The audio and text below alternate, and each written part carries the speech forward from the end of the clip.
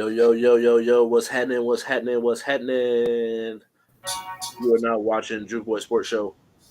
I'm your host, King Ralph, here with my co-host and the homie. The homie, hi, what's happening, bro? Yo, yo, yo, I'm good. Glad to be back for another week, another day, another episode, man. Yeah, I'm good, man. NBA playoffs, the whole nine, bro. So I got no Nitty complaints. gritty, baby. Yeah. Game one, Western Conference Finals was a doozy. But before we get to all of that, gotta send a shout out to the sponsors, man. If you want to do any podcasts like what you're watching, music videos, photo shoots, call the number on the bottom of the screen, 707 Fitboxer. And we got Big Deal or whatever, man. Got some big news in the sports world. Francis Ngannou, formerly of the UFC, heavyweight champion, gave up the belt after injury, wasn't able to work out a deal, signs a big deal. I don't have the details of the deal, but he signed a deal with the PFL, Professional Fighting League. Is this a big deal or is it whatever? I think it's a big deal because it's I think it's ample compensation, right? It's ample compensation, and it's the first of its kind. We're talking about being the highest paid, right? So I think that it's another means of bringing attention, bringing awareness. Not saying the sport's not popular, don't get me wrong, especially out here. You know what I'm saying? But I actually like it. And I'm the type of person, you know me, Ralph, who I'm always about getting the bag, securing the bag. Secure the bag, man. So I when I saw it, I figured, hey, like this is something that really chop up on. I was actually trying to pull up the details. Let me see if I can find the details real quick. Give me like 1 second. But yeah, I actually believe this is here we go. All right, so historic signing. All right, I'm gonna pull up the details right now for you guys. Yeah, I've been trying, man. I think that this is a big deal because it's one of those things where, as much as like we want to see the John Jones fight, it's definitely one of those things where the likelihood of that happening is just not likely. Now it's like the chances of that happening is like a 5 or 10% chance, especially with him signing with another professional league. Unless that league does a collaboration with the UFC, we're just not going to get that. Yeah, so it sucks to see that. The details. Yep. I got some quick little tidbits. They're not really showing the it says the money salary, but they're saying some of the noteworthy features of the deal include it's only 2 or 3 fights, guarantees a high 7-figure purse for each fight, a split of the event's net profits, a signing bonus or salary to serve as a brand ambassador for PFL, the right to have his own sponsors in the cage, non-exclusive with regards to boxing, no champions clause or other extensions, and a minimum salary possibly as high as $1 million for his opponent. So those are some of the details of the deal. Yeah, I think that's big, man, because I think that it's one of those things where you're able to give some power to the fighter himself. Yeah. And where I think UFC is such a brand on its own that Dana White kind of feels like, yeah, we're going to be UFC regardless if we have you or not. So with the PFL, I think he obviously becomes the biggest name in that sport in that particular division or brand itself, that league. So I think it's a big deal. Yeah. Next up here, we talked about him last week. Las Vegas Aces stripped of the 2025 first round draft pick. And he is also suspended for 2 games for violating pretty much Derica Hambry had some things to say about how she was being treated. The league, WNBA, did an investigation, found out that Derica was being mistreated. Becky has came out and said that she doesn't agree with the decision. Pretty much, she's disappointed. Like she doesn't understand where this is coming from or anything like that. So to me, leads to the question: is this a big deal? I actually do think it's a big deal. I think it's a big deal. I think the consequences in terms of for Becky the individual consequences, right? Being suspended for 2 games, I think that's kind of light, right? In terms of like, okay, you can endure that. You have a very talented roster. Woo, woo, woo. But as I sat and I thought about it a couple of days, Ralph, right?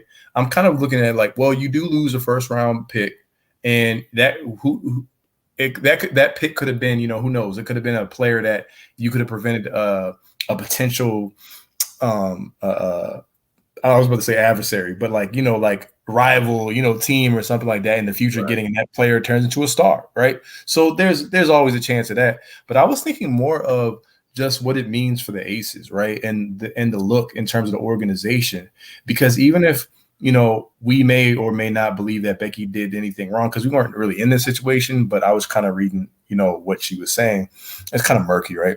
Right. But since she didn't do anything wrong, it stains the reputation a little bit, because you got to think about players in the future who may undergo similar circumstances as DeAndre Hambry. So they might be like, oh, well, so-and-so was treated this way, so maybe I don't want to play for you or something like that. You know what I'm saying? Something along those types of lines. So when I kind of sat back, I kind of digested it. I thought of it from that way. But in terms of like the games that are to be played, I think that it's okay, like in terms of the team's going to be able to weather that storm and all that kind of stuff. So I'm not worried about that. But perception is everything, right? So who knows?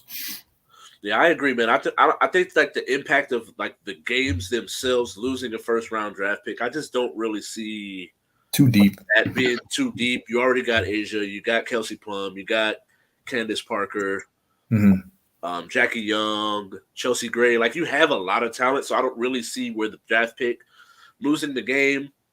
It's one of those things like Mike Brown was able to take the Warriors with losing Steve Kerr. Wasn't suspension in different circumstances, but when you have that much talent, it's nothing.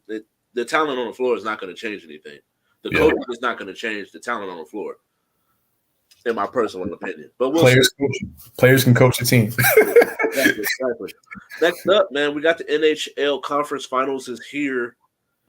We got Dallas Stars versus Las Vegas Golden Knights. We got the Carolina Hurricanes versus the Florida Panthers. What team would you like to see win a Stanley Cup this year? Is that how you make an A? Well, sign language, the A is – wait, this is the A, right? I don't know. I think that sign language is like A, B, C, D. I think this is how you make the A. But the Aces, man, the Aces. One, it's the currently the another Aces. Excuse me. Nice. Wow, I was still on the last topic. I'm still, man. That last topic really made me feel some type of way, right? No, thank you for correcting me. The Vegas, the Golden Knights. Excuse me. It's local. It's a local team, and we're talking about, hey, in your first year being able to make it to the Cup, right? So you want to be able to get a chance to taste the champagne. It would be great for the city of Las Vegas. So I got to roll with them. They got the talent, and so let's see if they can take that next step to the next level. So, yeah. And I think for the sake of the conversation, man, I think I'm gonna go with the Florida Panthers, man. The last time that they were even in a Stanley Cup final was in 1996. They ended up losing to Colorado Avalanche. If you go back and look through history, that was a great team. And so the opportunity to get back to a Stanley Cup, shoot, what was I, 5, 6 years old the last time that happened, and I'm heading into my mid-30s, so it's been a long time since they've been able to even get this far. So I think it'll be dope, just for the sake of what do we call it, parity in the league. I think that it would be dope because you got, I think all around, honestly, because you got the Dallas Stars, who they've been to a few Stanley Cup finals over the last couple of years, or even been this deep, but they lost. You got the Carolina Hurricanes, who were really good in the early 2000s, getting back. And so, plus with an opportunity for the Golden Knights, I'm going to let my job know off the rip. I'm going to be at that parade if we win the Stanley Cup. I'm going to need that day off. The streets are going to be flooded out here, man. The strip's going to be flooded. Yeah. It's to piggyback off John. There's a parade in my city. That's a parade in my city. Ja. And we'll talk about him later too. But next up, slide to the NBA before we get talking about the John Morant as well as the NBA conference finals. We got a couple coaches: Doc Rivers, Monty Williams, Budenholzer from the Bucks, Nick Nurse from the Raptors, all being fired. And it leads me to the question of like, did they deserve to be fired? Because when you go and you look at the records of those teams, specifically the Sixers, the Bucks, and the Phoenix Suns, over the last 3 seasons, those are the top 3 winningest teams when it comes to regular season records. Now, one of which won a finals, one of which lost in the finals. Are they being scapegoated? So I believe that they are being scapegoated, in my personal opinion. At the same time, I also know that they're at least 2 of the coaches. I know for a fact, based off their resume and based off the history in terms of what I've seen with them with my own eyes. Right, this is where the eye test actually matters, people, not the stat sheets. Right, they do have an inherent flaw, and that would be Mike Budenholzer and Doc Rivers in terms of lack of adjustments. But let's get into like your initial question about it. They're being scapegoated because we got to think about player performance, right, Ralph? At what point in time do organizations hold players accountable, right? We talked about this. I remember when Tara was on our show as a guest on our show, how player empowerment has kind of run rampant across the league to the point where at first we're cool with it, but now it's like they have too much say so and like, hey, we can get this coach fired and that coach fired. When I'm looking at a guy like a Kevin Durant, like, dude, you were missing wide open shots and then you were shooting poorly when Aaron Gordon was guarding you. Like, you shot like horrible. That's two seasons in a row, right? Different team, different circumstances, and you're still shooting poorly. I'm looking at James Harden, someone who on this very show, I sat up there and was talking about, hey, I want to believe in this dude, right? We're talking about like, hey, I want to see that change in narrative. And he played well for 2 games, but then didn't. Joel Embiid, you were the MVP of the league. You could say, well, Boston may have been a deeper team, but for much is given, much is required. You're supposed to be the best player on that court, and you weren't, right? And then I didn't really, with all due respect, I'm not going to get too deep into it. I wasn't really feeling his post-game press conference interview. I'm gonna keep it real with you. I feel like it was a lot of. I feel like it was a lot of passing the buck. Yeah, you know what I'm saying? And it's like, I need to. If you're the best player on the team, you got to take that on the chin, pause if needed. But you got to hold that L. And it's just like, once again, the same thing that happened with Ben Simmons. But it was like, that time I let him rock because Ben Simmons should have dunked that. He should have dunked that layup. Yeah. So I let him rock with that one. But then when you go and you look, Tobias Harris, I do understand the frustration. I do think it's time to move on from him. They made a mistake keeping him over Jimmy. I think Tyrese Maxey played very well during this series.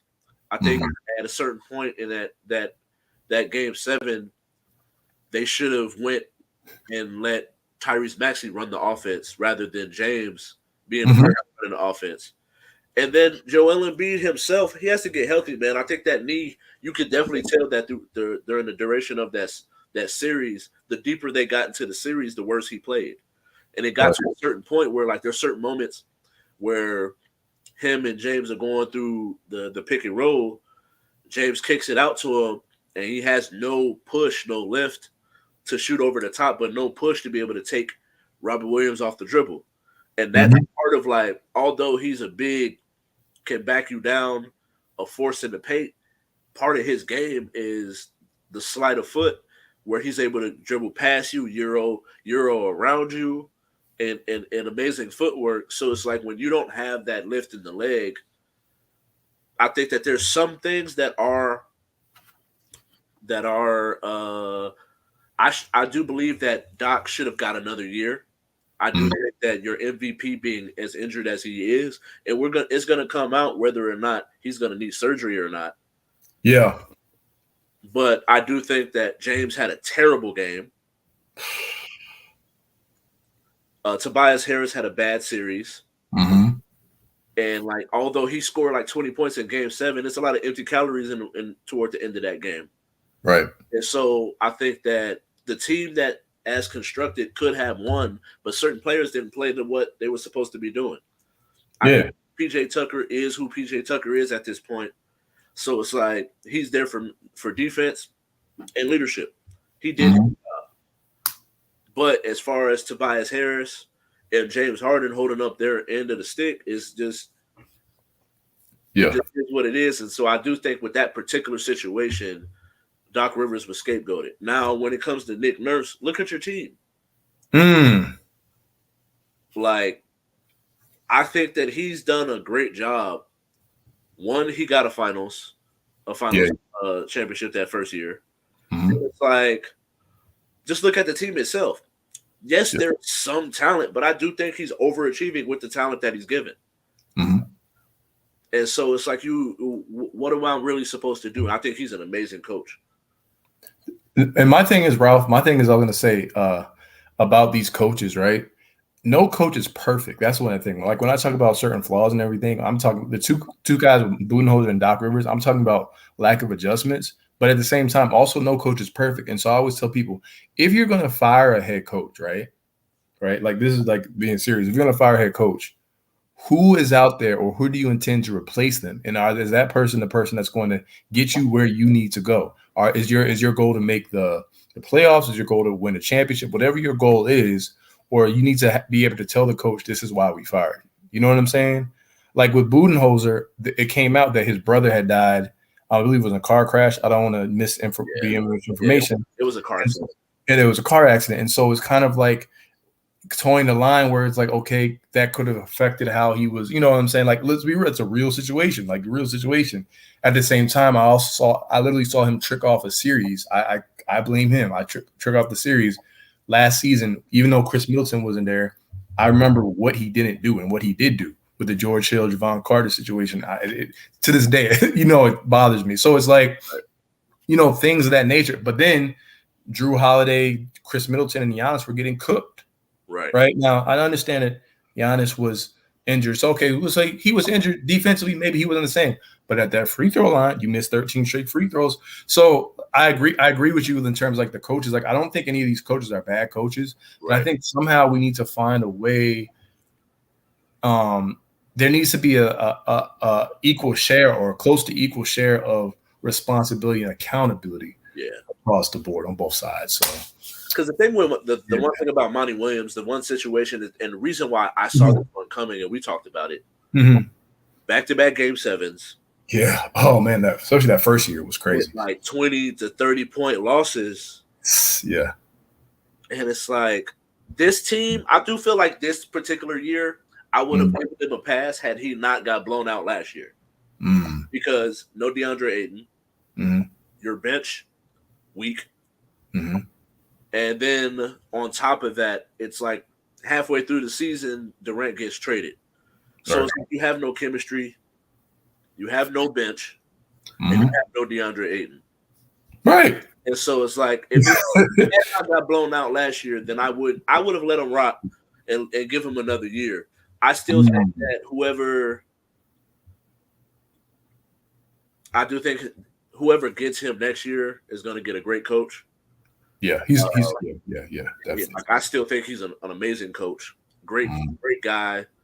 No, there's never any bad things that come out about him as a person, and even as a coach. Like even outside of the 30-point losses, there's other issues with that team. Yeah. So it just is what it is at a certain point. Next up, Demetrius. And out here in the news again, man. Man. I don't know if it's like he needs to stop listening to NBA Youngboy. Stop getting on IG Live. Right. But what advice would you give Ja Morant? Listen to Lupe Fiasco, Little Weapon, the cool. Actually, I was listening to the Cool today at work too. Hey, that's what's up, man. Listen to Little Weapon, the Cool, man. You know what I'm saying? Thank you, Gangsta Pop, the Fool Rounds. I know kids who come through, and I'm not going to mention that word, but on our podcast, 'cause I don't want to promote violence. But you know what I'm saying. Yeah. But yeah, no, real talk though with Ja. And so I said this because I didn't want to say suspension, and that's not where I don't feel like it's within my right to say you should be suspended a number of games, right? But I think advice, just as a male, black male, and just trying to speak to someone, a younger individual, right? You need to understand or look and think about all the things that you value in life, Ja. What do you value? What's the most important thing in your life? You talk about your daughter, right? You bring her to the games. She's smiling. You want to be a good father figure. You mentioned that you don't want to endanger her, right? Like I know, like for a fact, you don't want to endanger your daughter. And so when I think of that type of stuff, right? Even if you're not playing with a loaded gun or anything like that, but you got to think about the type of image that you're putting out there, and also the type of negativity and people that you may attract by doing what you're doing. And I think that the sentiment that's been out there that I see on like the mainstream media, it is right that the one thing that people hate the worst, who are actually in those types of situations, who came up, the hard or the gangster life and all that kind of stuff, is people who are either posing or faking it, right? They don't find that cool. So just because you have money, and we talk about all the time, does not mean that you're safe.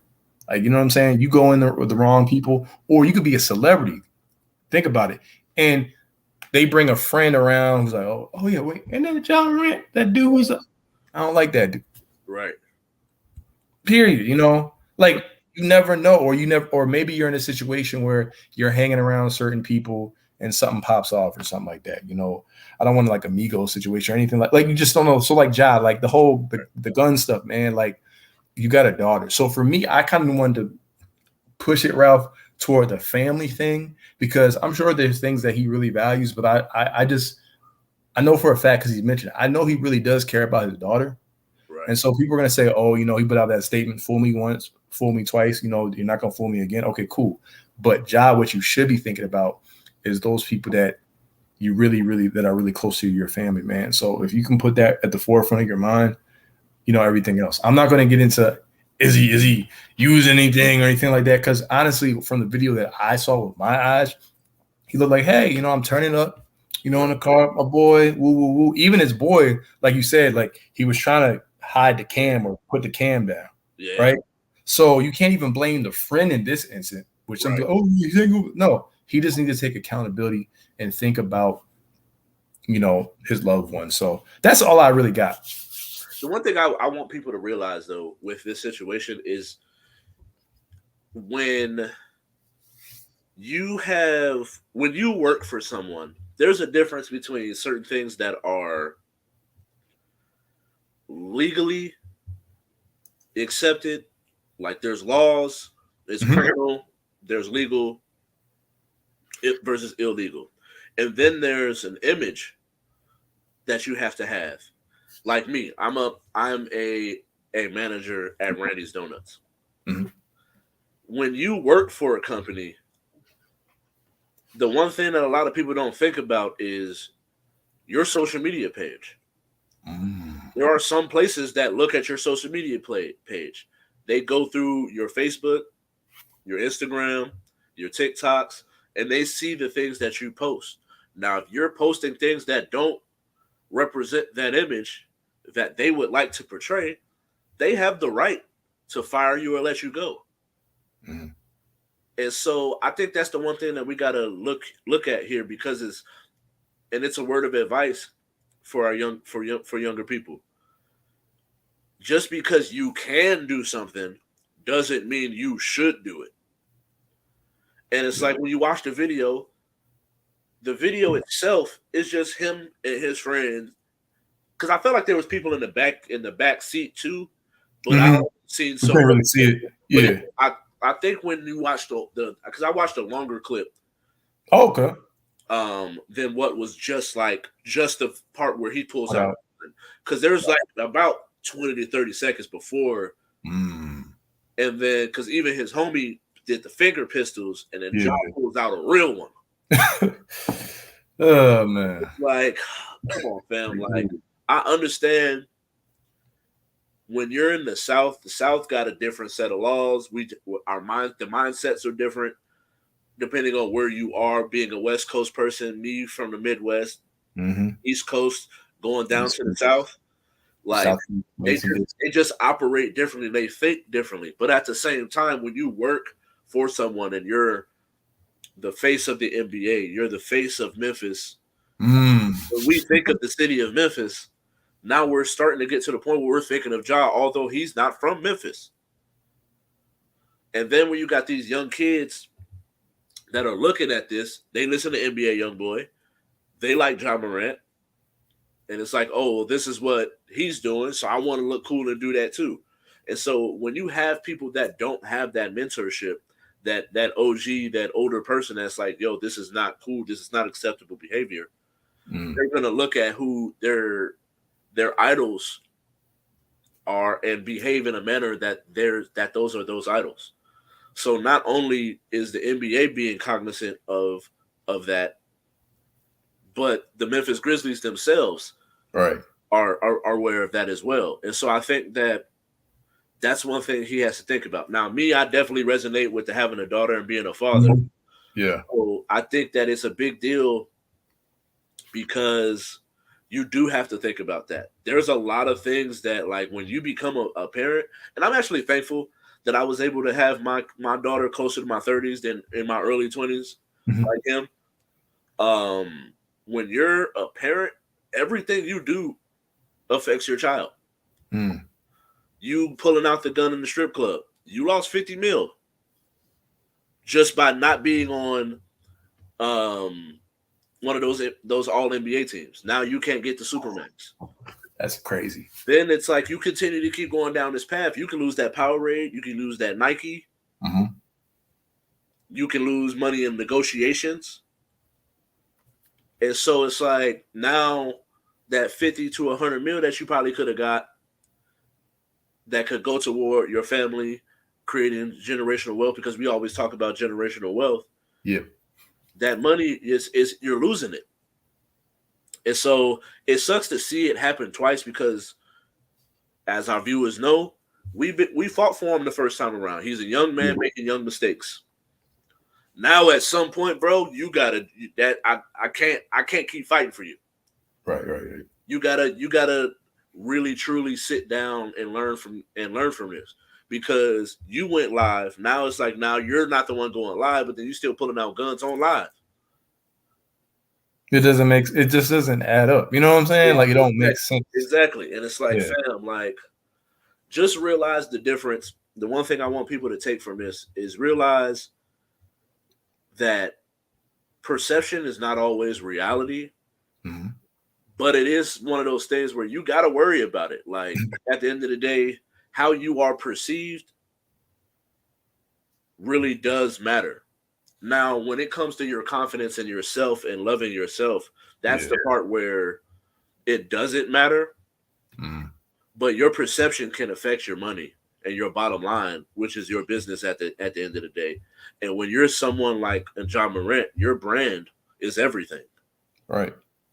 Because I can sit here and say whatever about Dylan Brooks, but Dylan Brooks ain't been arrested. Dylan Brooks ain't pulling out guns on IG Live. Dylan Brooks is not any of these things that Ja is, but we still look at Dylan Brooks a certain way. Mm-hmm. So there's a bunch of fine lines that you got to walk because there's two sides to every coin.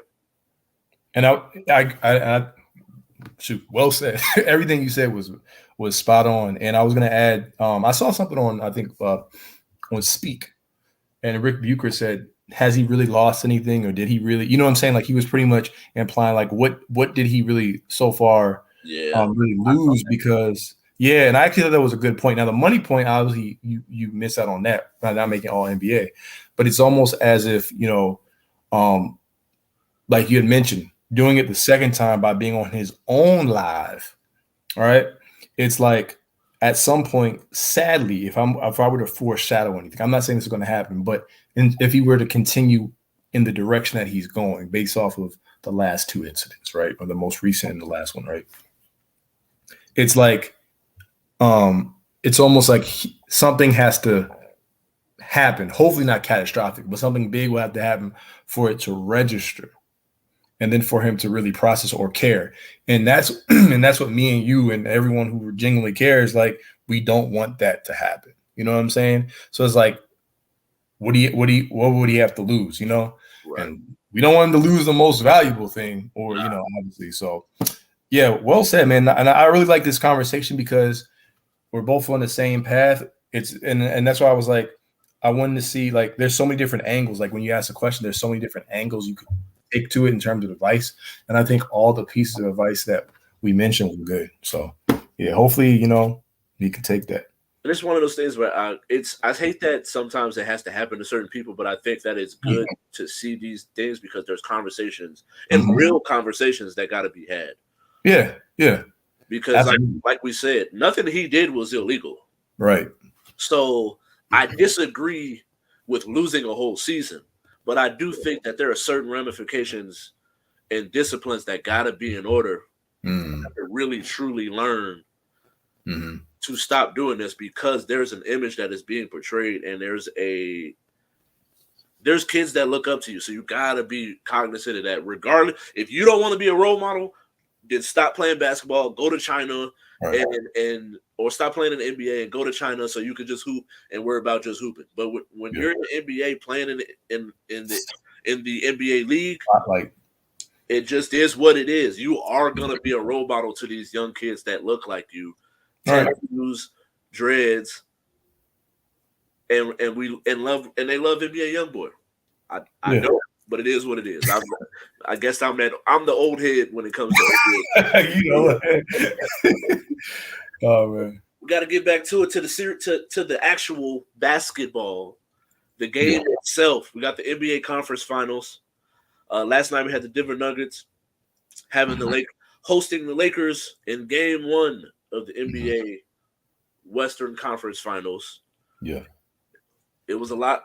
It was a lot to unpack. The Lakers got dominated for 3 quarters. Right, 100 points scored on them, man. There was an adjustment that was made, and it pretty much paid dividends for the Lakers being able to be in that game where LeBron steps into a 3, misses, has a turnover later in the game. Nuggets are able to prevail. What do you take away from that game? Who do you have winning? Okay, so what I took away from that game is that Denver is the best team, I believe, in the NBA. I did pick Denver to win the Western Conference. I think they have the best offense. Jokic dominated AD in a manner that I have never seen AD, or we've never seen AD been dominated before. With all due respect, like, he had all the moves, he had all the stats, like he was moving on quickly. He could score. He was scoring on AD at will, minus like one block that he had. So I take that away from it. Also, Bruce Brown, like, we saw him play with Kevin Durant. Yes, amazing, right? He was the aggressor. Denver came out; they are aggressive from the start. Their offense, the Lakers seem to not be able to handle those ball screen handoffs all game for the most part, the majority of the part. And I also look at the Denver Nuggets, and this is something I think I mentioned a couple of shows ago. And I've mentioned this to a couple of my homies in a lot of group chats. I mean, I'm in so many group chats, Ralph. But I said that one thing with Denver, and that's why it didn't surprise me. It didn't surprise me. I'm not saying Lakers won't make an adjustment, but it won't surprise me, is that they always give you a quarter, Ralph. So if you haven't watched the Denver Nuggets, like a lot of people haven't really watched the Denver Nuggets this season, they always give teams a quarter. And Mike Malone hates that, because if you remember the Timberwolves series, I think there was a quarter when they literally shot 70% from like the field. And Mike Malone's the type of coach who reads the stats to his team. He's like, yeah, so we shot 70%. I mean, they shot 70% in that third quarter, and blah, blah, blah, blah, blah, blah. Every single series, the Sun series, the Timberwolves series, boom, boom, boom. Now, if they come and they win that game, despite the other team going off, like, which was what happened. So that's something that the Denver Nuggets have always struggled with. And then on the Lakers side, they found something with Rui and allowing AD to roam as like a help side defender. So at the last moment, he can kind of come and block the shot. So I think the Darvin Ham is going to found something there, and I think he's going to try to use it. But here's the counter. What we always talk about in the playoffs, Ralph, is making the adjustment to the adjustment. That's always NBA playoffs. It's a chess match. Right. So I think the Lakers will do that. And I think what's going to happen is Jokic is going to be like, because he was at the press conference, he said, did you have any, with Rui, he kind of did some things. And like Jokic looked mad. I actually got a chance to stay up and watch. He looked mad. He's like, no. He's like, no. I'm like, oh. So I think he's going to come out and just be more aggressive and scoring Rui. Right. So that's one counter. And then the second counter is Aaron Gordon was in the dunker spot. What's going to happen is Aaron Gordon's going to have to hit threes. If I'm Mike Malone, I'm going to stretch him out. And the Lakers, I'm sure they have an analytics team. Aaron Gordon is actually shooting like 38% from three this like season, bro. So he's not the Aaron Gordon of old. So this is just the adjustment. So the Lakers may win the game, but also I could see the Nuggets making the adjustment because they're the Nuggets and they're supposed to. So that's my preview. And then who I had winning, I almost feel like it's the same as last series when I picked one team to win, like the whatever initially, but I'm going the other way. I think it's the Lakers like year. I just kind of do, man. I think that they're going to win the series in 7 games if they win game 2. If they don't, I want to give you time to speak on it because I don't want to go over, So yeah, I think it's one of those things. Like I could see it happening because of what happened in the fourth quarter. Mm-hmm.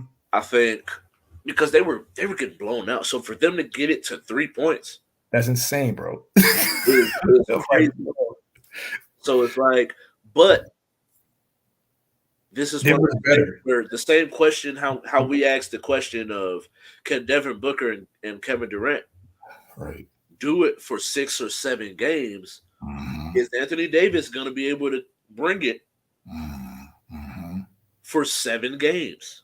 Right. Or at least 4 for them to win. Mm-hmm. So now he's already given us 1. Mm-hmm. So in a way, in a way, did he already unload the clip? Right. So it's like they lost a 40 point. He gave them a 40-point outing, and they lost. Facts. So now he has to match Jokic for 4 more games. And that's the thing for me where I don't really think that's going to happen. That's fair. Yeah, that's fair. So I'm going to say Nuggets in 6. I could definitely see that. But I am looking to see. I love the chess match. One of the reasons that I love basketball so much is that there's adjustments, and then you got to make an adjustment to the adjustment. And we're going to talk about the Heat, but Coach Spo is amazing at this. Yeah. And so I got Nuggets in 6. Okay. I look forward to game 2. Mm-hmm. But tonight, game 1 of the Eastern Conference Finals, we got the Boston Celtics hosting the Miami Heat. They've played each other twice, actually. They played each other 26 times. Well, yeah, in total, yeah, that's crazy. In the past couple of years, and they've played to an even 13 and 13. Mm-hmm. Last year, the Celtics beat them to get to the finals. Yep. In 2020, the Heat beat the Celtics. Yeah. To get to the finals. Mm-hmm. Now we got the rematch. Yeah. Who you got? Ladies and gentlemen, I have the Miami Heat. I saw ESPN analytics. They said that they beat BPI, whatever the little Deltron 300 system they put to get these weird stats, man. They said they had a 3% chance I did. 3% chance. I saw Vegas odds was plus 435 on the series for the Heat. I was like, man, my boy Adrian was like, yo, bet on Miami, man. But no, I can't tell people like just because I can't do all that money type of stuff, man. Because I'm here to give unbiased analysis and all that. But my whole thing is like when I look at Miami Heat and I look at the Boston Celtics are the more talented team. The Boston Celtics are the deeper team. The Boston Celtics on paper should win this series. But basketball is not always played on paper. I'm aware that Oladipo was an instrumental piece in defending Jaylen Brown last series, and he's no longer there. I'm aware that Tyler Hero is no longer there due to the injury, right? If he could somehow come back, if the series gets extended, that'd be great. But I'm looking at it from Joe Mazzulla, the coaching standpoint, and I just believe that they're running up into a coach, which you mentioned, Spoelstra, about making adjustments, where now the Boston Celtics have met a coach where I don't believe that Mazzulla is going to outcoach Coach Spo. I just don't. I think that's where, okay, the buck kind of stops there. That doesn't mean that they can't win, but I want to see Mazzulla has to kind of prove it to me, right? Then on the other side is something that kind of gets overlooked is, Jimmy Butler's ability to instill confidence and get his teammates to play at their optimal levels, right? And now you're looking at a team that wound up beating the number one seeded the Milwaukee Bucks. And I'll never forget when Caleb Martin, I believe, hit that shot in Giannis's face. And ever since then, they've been playing at an elevated level. Gabe Vincent, Max Strus have made up for the point differential or the loss or absence of Tyler Hero, right? I'm looking at Kevin Love. I'm looking at Bam Adebayo. The addition of Kevin Love means that the Miami Heat will always have a rebounder on the floor. And the Boston Celtics like to shoot a lot of threes. That's one of the reasons why the series went 7 games. Also, James Harden popping off. But Jason Tatum needs to get back to that mid-range, Ralph. And so I'm like, I think he shot like 9 threes per game or something like that last series. So what that does, it creates long rebounds, right? Miami's going to try to slow the game down. I think Jimmy Butler conserved his energy the last 2 games of last series intentionally because he knows he's going to have to be aggressive in this series. And I think that just overall, Miami is the resilient team. It kind of reminds me of the bubble, just like we talked about with the Denver series, right? And the Lakers series, even though I think Denver's the best team, and I would not be surprised if they win, and they should win the series. But remember in the bubble, Ralph, the 2 mentally strongest teams in terms of like fortitude and just like, hey, we're not going to – they just happen to make it to the bubble championship that year. Right? Like, I remember that. People say, oh, it's not real. But I'm like, even if you didn't believe Miami was the most talented team, they were the mentally toughest along with the Lakers. So I'm looking at the Miami Heat, and I just think that some things go beyond the stat sheet. Some things go beyond talent. I think they're going to win the series, but if they win, I got to go with my boy Torian, not Tarian, but Torian, another dude, similar name. He said Heat in 6. I like the Heat to get them in 6 if they're going to win. I think if the series goes 7, to play a game 7 in Boston, Ralph, I think that the crowd, because Jason Tatum said you guys were a little too quiet, if you remember that soundbite he had, I think the crowd of Boston and Tatum's going to show up just like he showed up in game 7 versus the Philadelphia 76ers, which is another reason why, and I'll pass it over to you, why I'm actually picking Miami, because I find it kind of interesting how the 76ers are supposed to be this fraudulent team all of a sudden, yet they pushed Boston 7 games. So how good is Boston? That's just my opinion. So we'll see.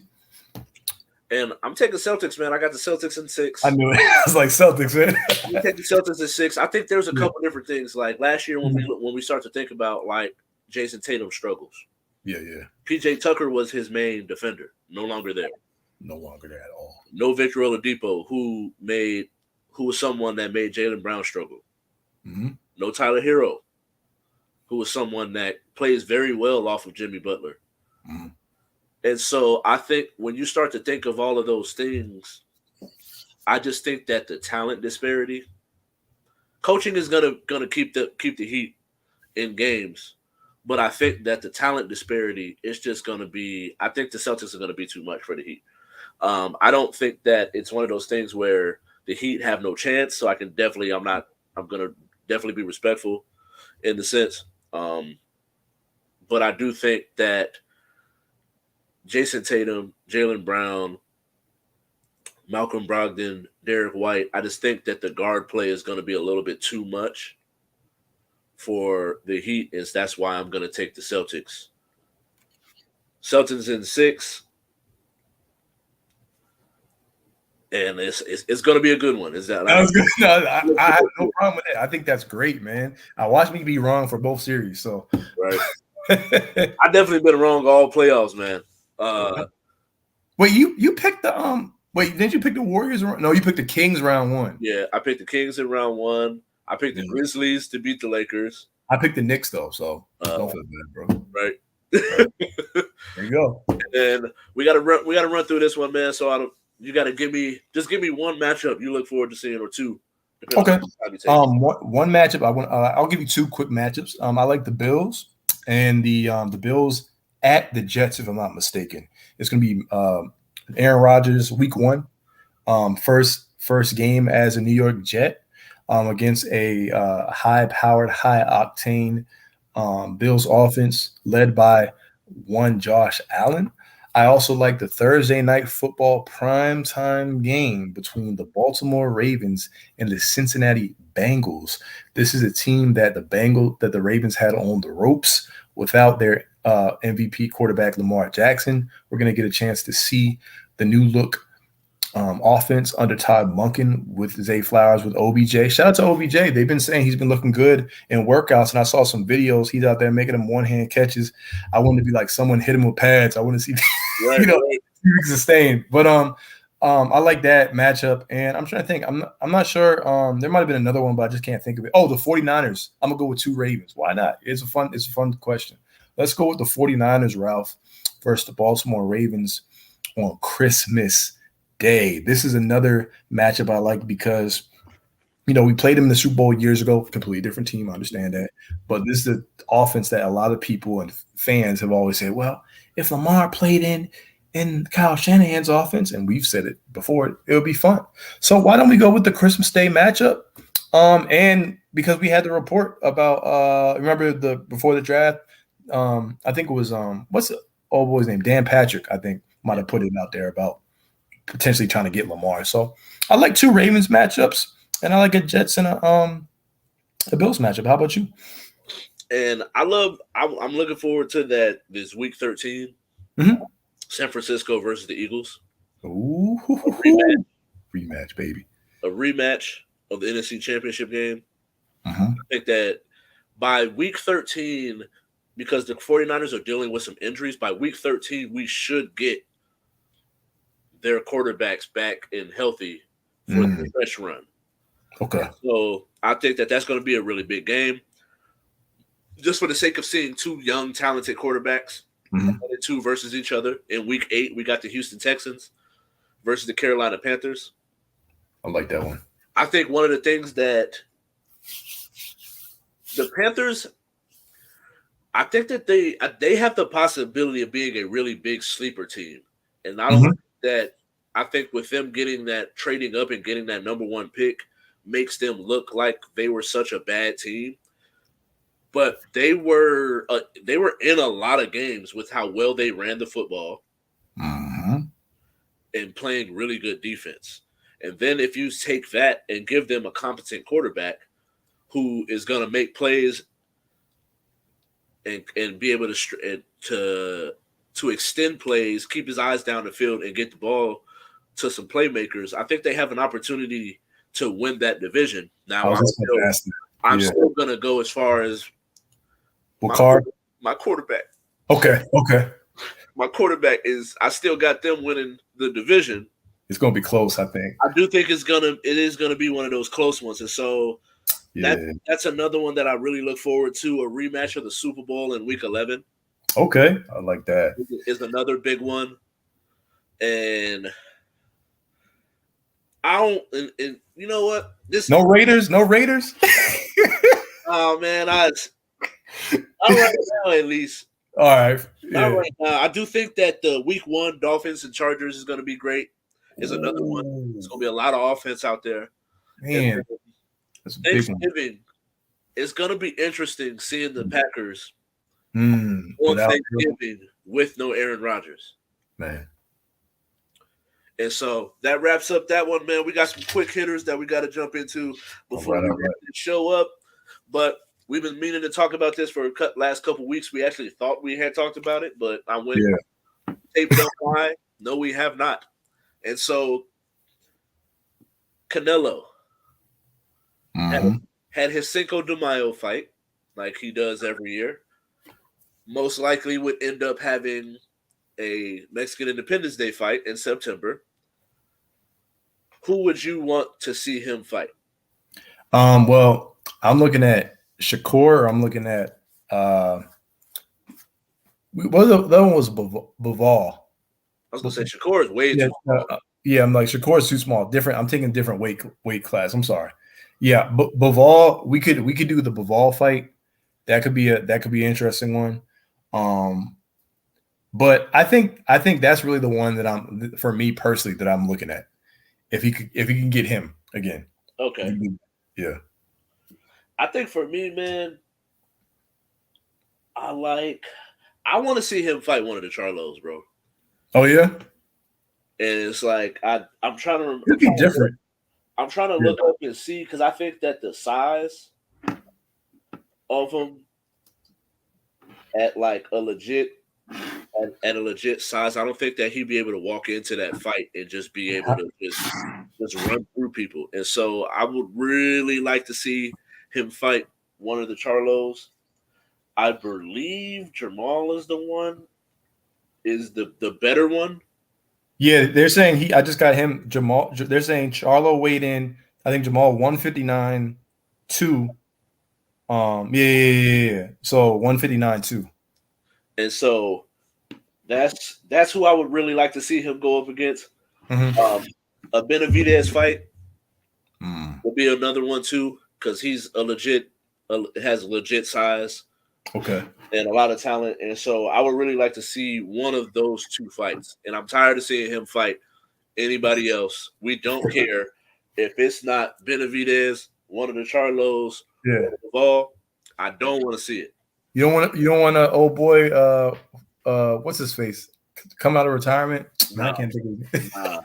Don't do it, Kai. Nah.